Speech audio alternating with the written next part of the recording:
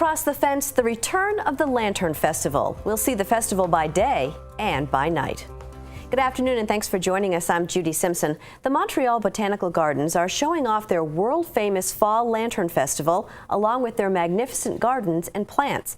UVM Extension horticulturalist Leonard Perry recently visited Montreal, and Leonard joins us this afternoon to give us a glimpse at some of the current attractions at the Botanical Gardens. Great to see you again. It's always great to be back. Now, what makes these gardens so special? Okay, the Montreal Botanic Gardens are one of the most important in the world. They're one of the larger ones, and some say maybe the second most important after Kew in England. So it's right close by, just an hour or two north of the border. They have about 100 acres with all kinds of different gardens. They have about 10 main conservatories, changing displays each year, events, and we'll take a look at one of those, and some wonderful ideas that I like to bring home. I always find new plants and new design ideas there. So what's the annual Lantern Festival all about? Okay, one of their main gardens is a Chinese garden, dates from the Ming Dynasty period, and that is one of the largest outside of China.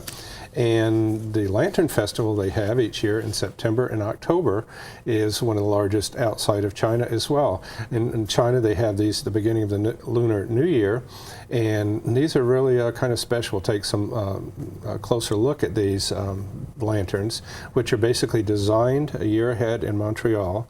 They're fabricated in China by artisans here. They're shipped over, assembled during the summer, and then put out for this festival each fall. Now there's a new theme each year, and what's this year's theme? Okay, yes, each year they focus on very different themes. This year it celebrates one of the main people in Chinese history, an admiral from the early 1400s, the early part of the Ming Dynasty, Zhang He. He was an admiral that made many, well actually 7 main expeditions around Asia and East Africa. He had over 300 ships and 28,000 crew members, so he was pretty important, did a lot of trading. Here are some of the ships. The first picture was some of the lanterns that you normally think of, but these are the lanterns, full life-size and floating on the pond here in the gardens by day, and you can see a lot of details by day and colors, but then by night you can see a whole different scene, and that's that mountain in the background with a waterfall all lit up at nighttime. So pretty spectacular to see both by day and by night. And these again are the ships, and the entrance to the gardens and the Gardens of Light is the sign in the back, because they also have the nearby Japanese garden, which is more contemporary, lit up at night, but very differently with lighting and trees and so forth. But these lanterns is here at the entrance to the Chinese. These are some birds and bird of paradise flowers. And then walking into the gardens, they recycle some of the lanterns each year. This is one they've had before, a man with his ox plowing by day.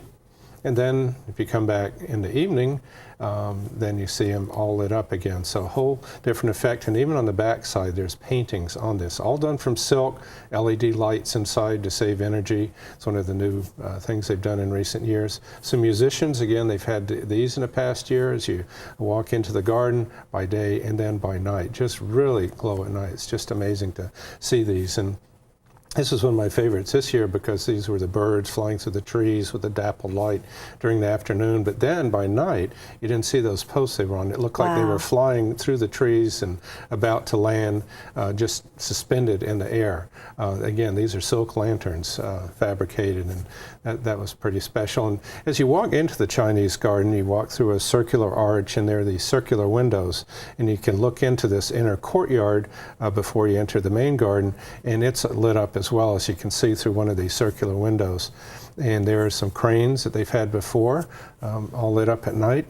And then this peacock and bird of paradise are pretty spectacular at night. But if you look at that peacock, it's pretty green and, you know, with the little eyes on it. But by daytime, you can see a lot more of the detail in those eyes. So I like to see it, you know, both by day and night. But then you walk into the garden and you walk over this stone bridge, and there's a big lotus pond with all these lotus flowers. Even in the background you see some horses, you know, those are lanterns lit up at night. And people haven't seen these. This is the lotus flower, very special, very unusual. A lot of people love this. The leaves are pretty neat too, big and round, and again, this is growing in a pond. Obviously, so it's like a water lily? Well, it's kind of like a water lily, but they're really different because it's in a whole separate family. There are only a couple of members in the Lotus family, if you will, and the flowers turn into those seed pods that you often find in craft stores for decoration. Oh, right. They look like the end of a watering can, the spout with the little holes on the end. And the lotus is often called the sacred lotus or Indian lotus. It's popular in Asian religions, and there's popular also in botanical circles. It's a couple of interesting facts. They found some seeds of the lotus in a lake bed in China. They were dated to be over 1,300 years old. Some still germinated. No so kidding. these seeds last a long time, those big lotus seeds. And the other thing is, it's one of the few plants that has what's called thermoregulation. It's like our bodies keep the same temperature. Well, the flowers, as long as it's about 50 out, will keep between 85 and 95. So it regulates the temperatures of the flowers. So it's a pretty unusual plant in that respect too. But there's some other lantern pictures I brought, and again I mentioned the theme was this admiral, Zhang He, from the Ming Dynasty. In his explorations, he brought back a lot in trading.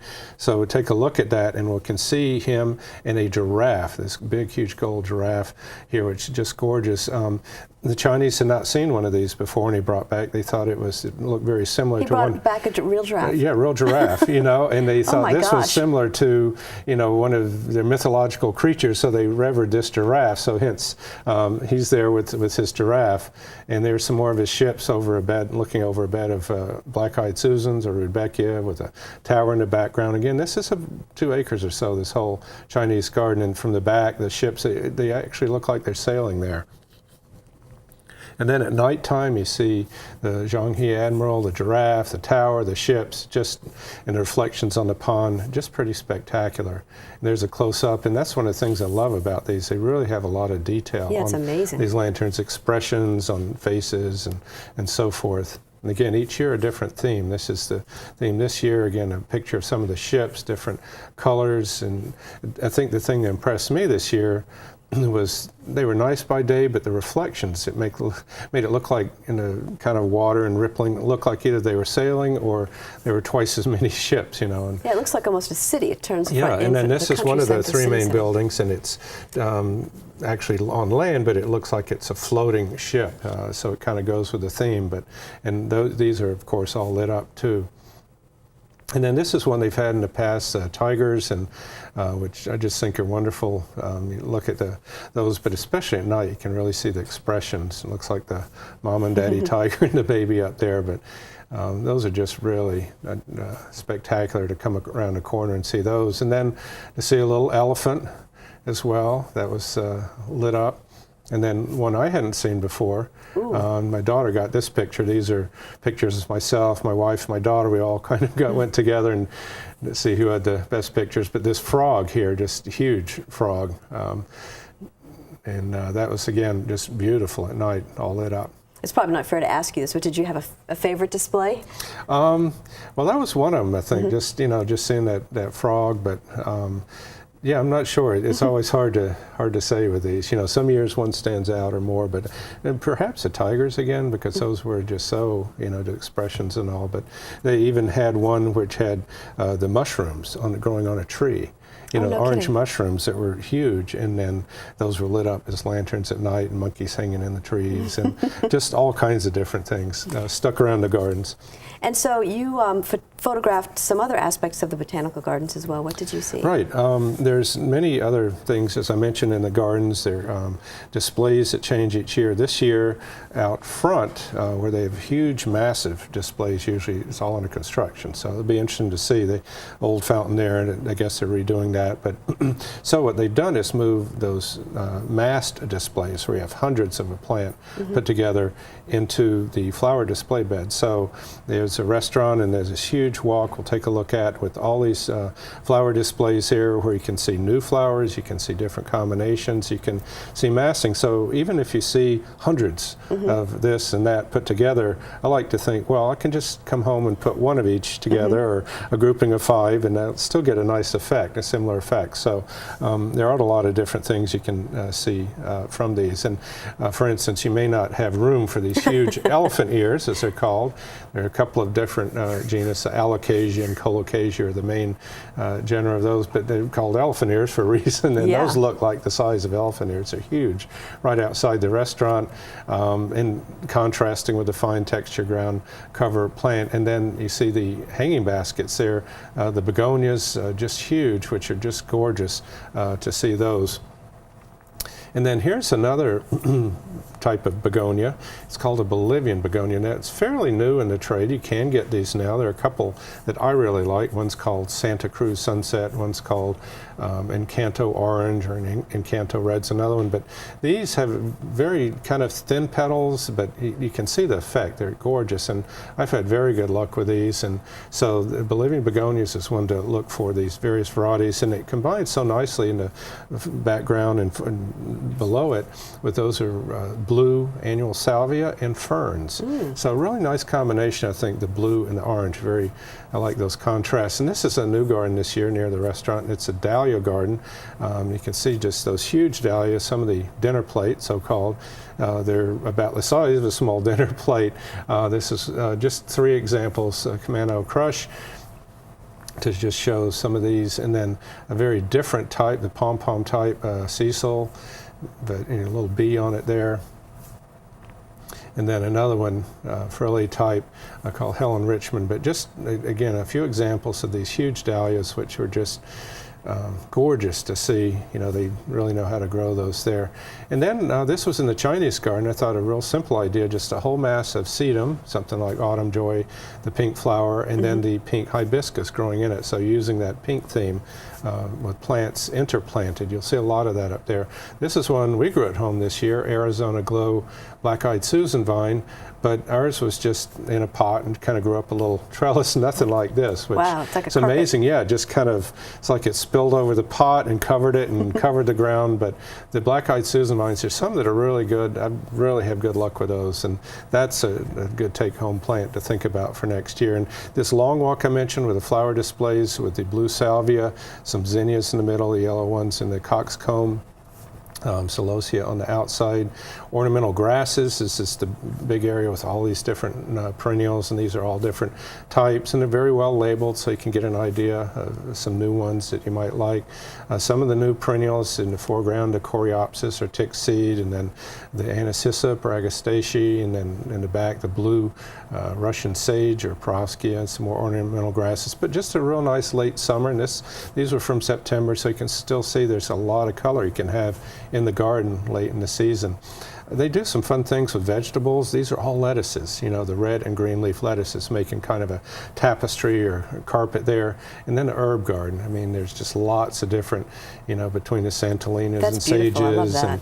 And, it's just gorgeous and just very kind of irregular, just again, kind of like a carpet or quilt. And this is kind of neat, some zinnias and some, the New Guinean patience, orange in the background, some blue fanflower and blue ageratum. Again, that contrasting. And then another example of the same type plants with one of the nice Pennisedums, Vertigo, which gets really massive, that dark grass there. Very simple combination, some brown sedge, carex, and some of the white spurge, like Diamond Frost. There's several different varieties of that in the foreground. So a good contrasting and colors, fine textured plants. Again, an example of interplanting, the cordyline, the sunrise, with that very fine feathered, often called butterfly or wandflower. It looks like little butterflies or moths flying around, the Gara, and then the blue delphinium. Very nice combination. And then here's an example, a lot of those elephant ears and purple salvia. Even if you had one of this and 5 of the salvia, that'd make a pretty striking effect. It would. Just beautiful, and you can see just a massive display. Just here, this is an example of something fun just to see and take a look at. And then Jewels of Opar, a nice annual in the purple globe amaranth. And finally, yellow coleus, echoing that with the yellow of the canna in the background. So just for simple thin border, something you could do. Fantastic. Now, you take people on tours each year. I do, and I have one each September up there to the gardens, and I'll be putting that up next summer on my website. Perry's Perennials and .com, and that's where people can go to look for that, as well as other tours like the overnight ones I do during the summer. So again, perrysperennials.info or .com will take you right there, and I'll post these, and got plenty else up there too, plus many of these gardens I mentioned, lantern festivals from the past. Right, and also changing displays, so if you've been one year, you've got to keep going to see what's new. Exactly. All right. Leonard, thank you so much. Thanks. That's our program for today. I'm Judy Simpson. We'll see you again next time on Across the Fence.